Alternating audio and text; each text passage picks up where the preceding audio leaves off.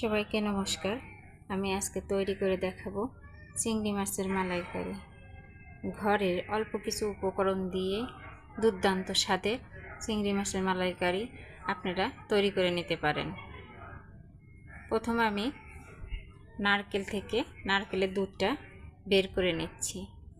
আমি জল দিয়ে কিছুক্ষণ ওটা মাখিয়ে এর থেকে ছেঁকে এর রসটা বের করে নিচ্ছি।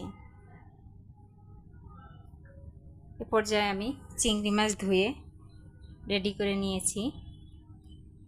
এখন এতে লবণ, হলুদ দিয়ে আমি এটা সুন্দর করে মাখিয়ে নেব। একটি কড়াইয়ে তেল গরম দিয়েছি। তেলটা একটু গরম হলে আমরা মাছগুলো একে একে ছেড়ে দেব। চিংড়ি মাছটা বেশিক্ষণ ভাজা লাগে না, কারণ বেশি ভাজলে চিংড়ি মাছটা রান্নার পরে শক্ত হয়ে যায়। আমি চিংড়ি মাছ ভেজে তুলে নিয়েছি। এবার একই কড়াইয়ে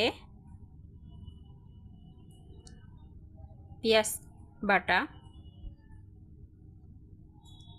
দিয়ে দিলাম। পেঁয়াজটা আমি একটু নাড়াচাড়া করে ভেজে নেব। কিছুক্ষণ ভাজার পরে আমি রসুন বাটা,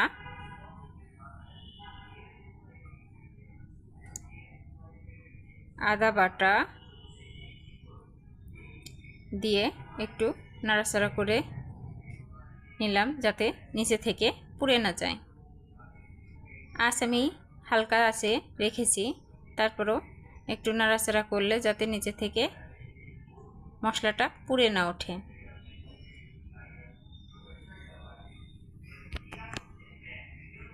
এবার আমি পরিমাণ মতো লবণ, জিরের গুঁড়া,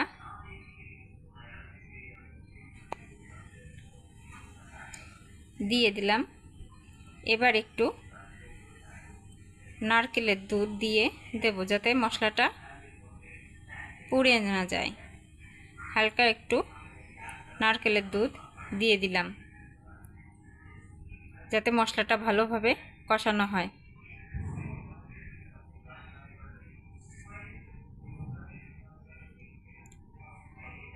এ পর্যায়ে আমি হলুদ গুঁড়া,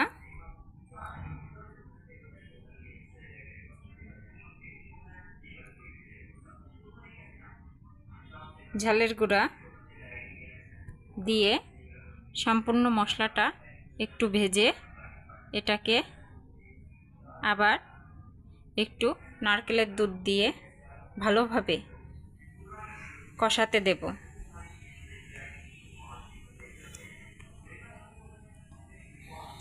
অল্প আছে এটা আমি সুন্দর করে কষিয়ে নেব।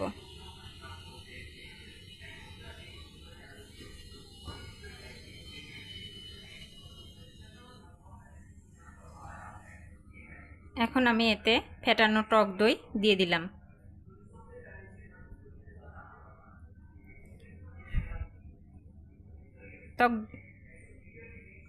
টক দইটা দেওয়ার পরে আমি যে সম্পূর্ণ নারকেলের দুধটা ছিল সেটা দিয়ে দেব।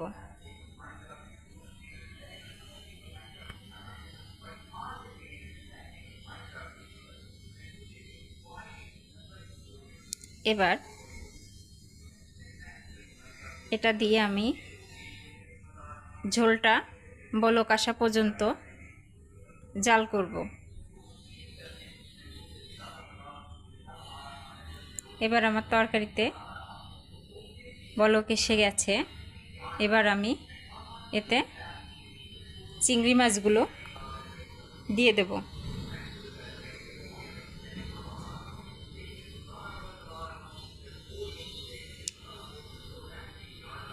চিংড়ি মাছগুলো দিয়ে আমি এটাকে কিছুক্ষণ জাল করব, সম্পূর্ণ রান্নাটা হওয়ার জন্য। এ পর্যায়ে আমার ঝোল প্রায় শুকিয়ে এসেছে।